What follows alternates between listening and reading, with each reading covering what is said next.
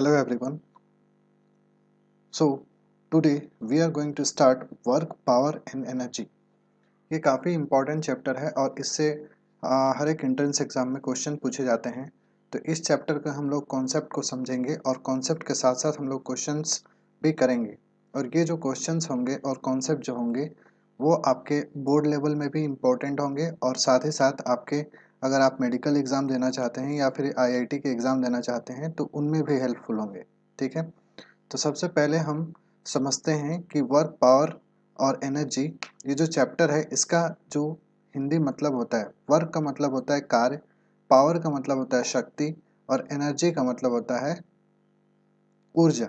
ठीक है, तो सबसे पहले हम एक एक करके देखते हैं इसमें वर्क जो है वो वर्क क्या होता है। सबसे पहले हम इंट्रोडक्शन देखेंगे। इंट्रोडक्शन में वर्क के बारे में हम लोग जानेंगे कि वर्क आखिर क्या होता है। ठीक है, तो अगर जनरली हम लोग वर्क देखें तो जैसे हम लोग क्या बोलते हैं कि कोई एक आदमी बैठा हुआ है, a man is sitting on a computer and working for 12 hours. ठीक है, अगर कोई एक आदमी बैठा हुआ है चेयर पे और 12 घंटे काम कर रहा है तो क्या हम उसको बोलेंगे कि काम कर रहा है? तो या फिर और एक एग्जांपल लेते हैं कि एक अगर आदमी है, कोई आदमी है जो कि काफ़ी हेवी लोड जो है अपने सर पे उठाए हुए है और मतलब जो है सन पे धूप पे खड़ा है। ठीक है, तो दोनों केस में हम क्या बोल सकते हैं कि वर्क हो रहा है। जनरली हम लोग general day to day life में बोल सकते हैं कि कार्य हो रहा है। ठीक है, वर्क जो है वो हो रहा है। बट अगर हम लोग फिजिक्स के लैंग्वेज में देखना चाहें तो फिजिक्स के लैंग्वेज में हम लोग नहीं बोल सकते हैं। ठीक है, तो हम लोग नॉर्मली जो है बोल सकते हैं कि काम हो रहा है, बट फिजिक्स के लैंग्वेज में हम लोग नहीं बोल सकते हैं कि कार्य किया जा रहा है। ठीक है, अब अगर ये कार्य नहीं है, ठीक है, तो फिर कार्य क्या होता है? ठीक है, देखिए कार्य क्या होता है कि जब भी हम वर्क को डिफाइन करते हैं इसका मतलब क्या है कि वर्क के जो है वो डिस्प्लेसमेंट से रिलेटेड है। मतलब अगर हम कार्य कर रहे हैं तो डिस्प्लेसमेंट होना ज़रूरी है और जब तक डिस्प्लेसमेंट नहीं होगा तब तक हम लोग नहीं बोलेंगे कि काम किया गया है। ये फिजिक्स का लैंग्वेज है और फिजिक्स के ही अकॉर्डिंग हम लोग वर्क को डिफाइन करते हैं। डे टू डे लाइफ में हम बोल सकते हैं कि उन्होंने काम किया, जो भी हेवी लोड लेके इंसान खड़ा था उसने काम किया, या फिर जो कंप्यूटर पे बैठ के वो काम कर रहा था 12 घंटे उसने भी काम किया। लेकिन हम लोग फिजिक्स के लैंग्वेज में ये नहीं बोल सकते हैं कि उन्होंने काम किया। ठीक है, तो फिर हम लोग उसको डिफाइन करते हैं कि आखिर वर्क क्या होता है। ठीक है, अब यहाँ पे अगर डेफिनेशन देखें तो क्या देख सकते हैं कि work is said to be done by a force when a body undergoes displacement parallel to the line of action of force.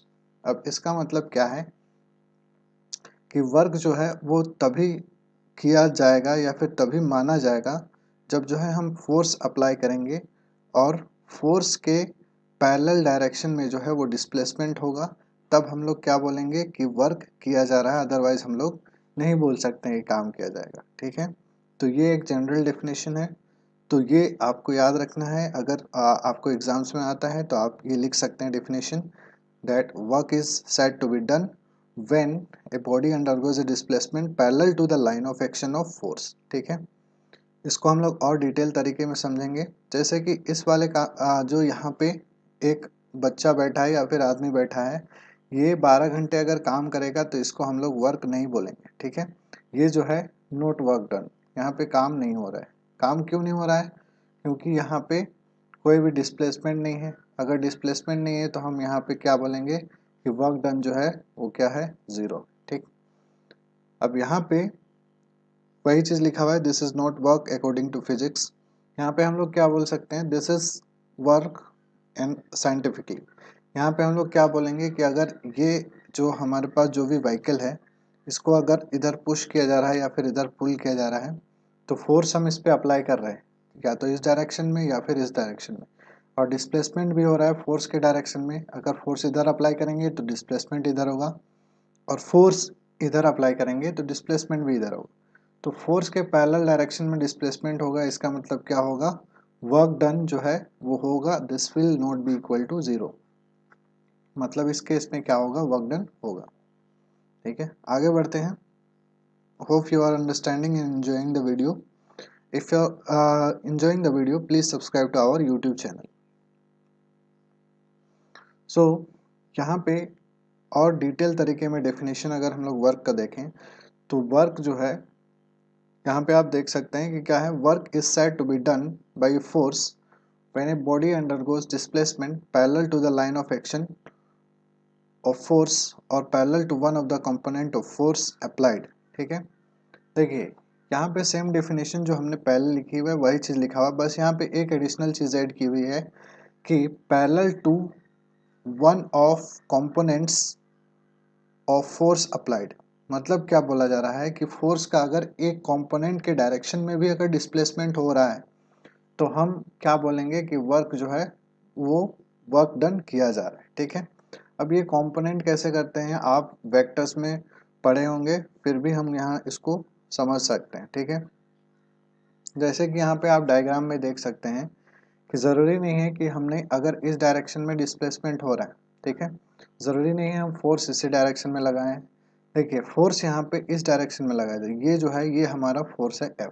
ठीक है, अब ये जो फोर्स है ये जो है डिस्प्लेसमेंट के साथ ये थीटा एंगल बना रहा है। ठीक है, अगर ये थीटा एंगल बना रहा है तो ये इसके अगर हम लोग दो कंपोनेंट करते हैं तो थीटा के डायरेक्शन वाला क्या हो जाएगा F cos थीटा, और जो इसके परपेंडिकुलर होगा वो होगा F sin थीटा। तो जब हम लोग वर्क डन लिखेंगे, इस केस में जब हम लोग वर्क डन लिखेंगे तो वर्क डन हमारे पास क्या आएगा, देखिए जिस डायरेक्शन में डिस्प्लेसमेंट होता है उसी डायरेक्शन में हम लोग फोर्स को भी लेते हैं। तो जैसे कि यहाँ पे हमारा डिस्प्लेसमेंट S है और फोर्स इस डायरेक्शन के क्या है हमारे पास F cos थीटा। तो पैरेलल कहने का मतलब क्या हुआ कि जो डिस्प्लेसमेंट है उसके पैरेलल वाला फोर्स लेना है। देखिए हमने इसको भी नहीं लिया और इसको भी नहीं लिया, हमने किसको लिया F cos थीटा। तो हमेशा क्या कौन सा फोर्स लेना है जो कि डिस्प्लेसमेंट के पैरेलल हो। तो इस फोर्स को हम लोग क्या लिख सकते हैं W that is work done को क्या लिख सकते हैं W that is equal to S into F cos theta, ये ऐसे लिखा जाएगा। आगे यहाँ पे देख सकते हैं आप PPT में, देखिए हमने क्या किया फोर्स को दो कंपोनेंट की। ठीक है, जैसे कि यहाँ पे देख सकते हैं कि F cos थीटा ये है आपका पैरेलल कंपोनेंट और ये वाला कौन सा है, ये आपका है परपेंडिकुलर कंपोनेंट। ठीक है, दो कंपोनेंट किए, उसके बाद जो पैरेलल है वो हमारा क्या है F cos थीटा, ये कौन से डायरेक्शन में है तो डिस्प्लेसमेंट के डायरेक्शन में, और F sin थीटा जो है वो डिस्प्लेसमेंट के परपेंडिकुलर डायरेक्शन में, जैसा कि आप देख सकते हैं। ठीक है, अब अगर यहाँ पे हम लोग फोर्स को रिजॉल्व करने के बाद अगर वर्क डन लिखना चाहें तो हम लोग क्या लिख सकते हैं W is equal to F cos theta into S, जो कि मैंने आपको समझाया था। तो W is equal to F dot S। देखिए ये क्या होता है, ये जो है cos थीटा जो है स्केलर क्वांटिटी के लिए लगती है। तो अगर हम इसको वेक्टर के ये क्योंकि F जो है वो वेक्टर क्वांटिटी है और डिस्प्लेसमेंट भी जो है वो वेक्टर क्वांटिटी है, तो इसको हम ऐसे लिख सकते हैं। यहाँ पे क्या डिफरेंस है कि यहाँ पे cos थीटा हटा देंगे तो ऊपर में एरो लग जाएगा, वेक्टर का साइन लग जाएगा। ठीक है, अब यहाँ पे अगर हम लोग वर्क डन देखें तो वर्क डन को हम लोग क्या बोल सकते हैं कि ये जो है एक स्केलर क्वांटिटी है। ठीक है, तो वर्क डन कैसी क्वांटिटी है, स्केलर क्वांटिटी। जैसा कि आप लोग जानते हैं दो तरह की क्वांटिटी होती है, एक स्केलर और एक वेक्टर। तो वर्क डन जो है वो स्केलर क्वांटिटी है, और स्केलर क्वांटिटी कहने का मतलब क्या है कि इसके पास सिर्फ मैग्नीट्यूड होती है। ठीक है, डायरेक्शन नहीं होता है, सिर्फ मैग्नीट्यूड होती है स्केलर क्वांटिटी के पास, और जो वेक्टर होता है उसके पास मैग्नीट्यूड और डायरेक्शन दोनों होगी। ठीक है, अब यहाँ पे कुछ वर्क के बारे में टर्म्स जान लेते हैं कि वर्क जो है वो क्या है। तो स्केलर क्वांटिटी होती है जैसा कि मैंने एक्सप्लेन किया, और भी स्केलर क्वांटिटी जैसे एग्जांपल के तौर पर आप डिस्टेंस ले सकते हैं, टाइम ले सकते हैं, तो ये सब जो है स्केलर क्वांटिटी होती है। ठीक है, अगर हम यूनिट देखें तो सीजीएस सिस्टम में जो यूनिट होती है वो क्या होती है, सीजीएस सिस्टम में जो यूनिट होती है वो होता है आपका डाइन सेंटीमीटर, और इसी को हम लोग क्या बोल सकते हैं अर्ग। ठीक है, अब ऐसा यूनिट जो होता है वर्क का वो होता है जूल, और इसी को हम जब कन्वर्ट करते हैं अर्ग में तो जैसे हम लोग को पता है कि 1 जूल इज इक्वल टू हम लोग क्या लिख सकते हैं 1 न्यूटन इंटू 1 मीटर। कैसे, तो हम लोग को पता है कि work done is equal to होता है फोर्स इंटू डिस्प्लेसमेंट। तो यहाँ पे हमने कुछ नहीं किया, वर्क डन फोर्स का हमने यूनिट लिखा न्यूटन और डिस्प्लेसमेंट का यूनिट लिखा क्या हो गया मीटर। तो न्यूटन जब लिखेंगे तो ये हमको पता है कि अगर हम न्यूटन को सीजीएस सिस्टम में कन्वर्ट करें तो ये हमारे पास कितना था 10⁵ डाइन, यानी कि हम इसको क्या लिख सकते हैं 10⁵ डाइन, ठीक है। और इसको अगर हम लोग करेंगे तो ये कितना आएगा, अगर हम इसको सीजीएस में कन्वर्ट करना चाहें तो 10⁵ सेंटीमीटर, और ये हमारे पास क्या आ जाएगा 10⁷ डाइन सेंटीमीटर। तो ये आपके पास आ जाएगा 1 जूल इज इक्वल टू, अगर आपको सीजीएस सिस्टम में कन्वर्ट करना है तो वो 10⁷ डाइन सेंटीमीटर, या फिर हम इसी को क्या लिख सकते हैं 10⁷ अर्ग। तो ये 1 जूल जो होता है वो आपको किसके बराबर होता है 10⁷ डाइन या अर्ग के बराबर, ठीक है। अब आपकी अंडरस्टैंडिंग के लिए हम कुछ एमसीक्यूज करते हैं। पहले आप वीडियो को पॉज कर लीजिएगा, उसके बाद अपने से आंसर कीजिएगा, फिर आप अपने आंसर को मैच कर सकते हैं। पहला क्वेश्चन जो है वो क्या बोल रहा है कि the work done in holding 15 kg suitcase while waiting for a बस फॉर 15 मिनट्स इज। देखिए क्वेश्चन में क्या बोला जा रहा है कि अगर कोई आदमी 15 kg का सूटकेस ले करके बस स्टेशन में बस का वेट कर रहा है तो वर्क डन जो है वो कितना होगा, ठीक है। ऑप्शन आपके पास ये हैं 225 जूल, 13,500 जूल, 1500 जूल और 0 जूल। देखिए अब यहाँ पे क्या बोल रहे हैं कि अगर वो वेट कर रहा है मतलब डिस्प्लेसमेंट नहीं हो रहा है, तो फिजिक्स के टर्म में अगर डिस्प्लेसमेंट नहीं है तो हम वर्क डन उसमें नहीं बोल सकते हैं। डिस्प्लेसमेंट नहीं है मतलब वर्क डन क्या हो जाएगा 0। तो आपका करेक्ट आंसर क्या होगा 0। सेकेंड क्वेश्चन देखते हैं। A circular track of radius r is in a vertical plane. AB is a vertical diameter. The work done in moving a mass of m along the path ACB is, और यहाँ पे हम लोग को क्या लेना है, g is equal to acceleration due to gravity, ठीक है। देखिए इस तरह का कुछ सिचुएशन है, एक वर्टिकल सर्कुलर पाथ है और हमको A से B तक जो है A से B जो है वो वर्टिकल डायमीटर है, इसका सर्कुलर पाथ का डायमीटर है, और R जो है वो क्या है रेडियस।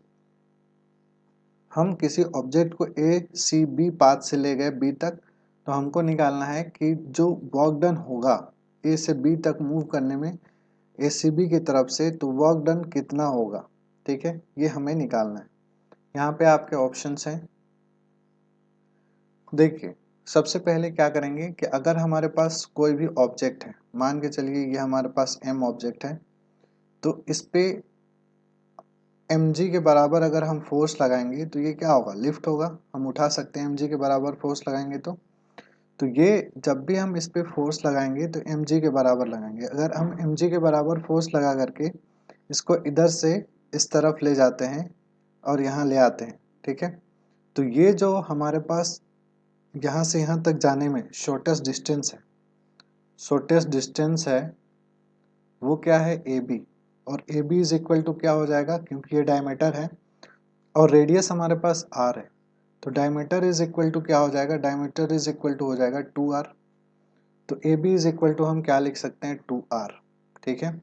अब AB is equal to 2R है, इसका मतलब देखिए जो डिस्प्लेसमेंट है S is equal to 2R है, और फोर्स है वो हमारे पास क्या है, फोर्स हम mg लगा रहे हैं। तो जब हम वर्क डन निकालेंगे तो work done is equal to क्या होता है, फोर्स इंटू डिस्प्लेसमेंट। फोर्स हमारे पास mg है और डिस्प्लेसमेंट हमारे पास 2r है, तो ये हमारे पास work done is equal to क्या आ जाएगा 2r इंटू mg। ये हमारे पास वर्क डन आएगा, यानी वर्क डन आपका करेक्ट जो ऑप्शन होगा विच इज ऑप्शन बी, ठीक है। और नेक्स्ट क्वेश्चन की ओर बढ़ते हैं। यहाँ पे बोला जा रहा है कि if force F is equal to 5i plus 3j Newton is applied over particle which displaces it from its origin to the point R is equal to 2i minus 1j meters. The work done on the particle is, देखिए यहाँ पे क्या बोला गया है कि एक force है, फोर्स का वैल्यू दिया गया है F is equal to 5i plus 3j। Vector form में फोर्स दिया हुआ है is applied over a particle, एक पार्टिकल पे लगाया जाता है और वो जो ऑब्जेक्ट में डिस्प्लेसमेंट हुआ वो डिस्प्लेसमेंट का वैल्यू दिया हुआ है r is equal to 2i minus 1j, ये भी वेक्टर फॉर्म में दिया हुआ है।